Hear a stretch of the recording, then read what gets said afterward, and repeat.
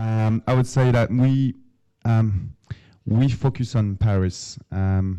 We like, the constrained environment of Paris, and especially Paris CBD, even if we consider today that it could be overpriced. Even for opportunistic, vacant buildings that need to be refurbished. Then on the first periphery of Paris, looking at the different areas, depending on the vacancy, it's a kind of a tailor-made approach, depending on the vacancy, depending on the access to transport. But we looked at the deal what I thought that was pretty interesting, which one called Colisée, facing the Paris Ring Road, which has just been bought by, I think, or it's on the way to being bought by an opportunistic player.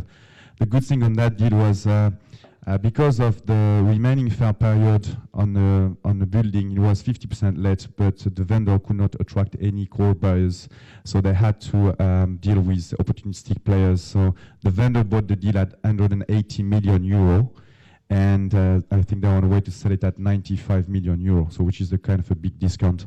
So opportunistic deals could happen, but I will be opportunistic, but only if it's again a good location and the asset has good bonds. So it really depends. So I think we could find today, our strategy is much more to focus on producing grade A space, as we've discussed already, or buy income producing assets second-hand, well located in the first periphery of Paris. Then I think you can have good opportunities in the region as well, but what we believe is that real estate is kind of local, so we know the market in Paris, we know how to work value-add opportunities in Paris, so we do not today invest in the rest of France, and we really focus in Paris. If you remember the curve that you have illustrated was London and Paris, and then the German curve. The curve you see for offices in the regions in France is probably closer to the German curve than it is to the Paris curve.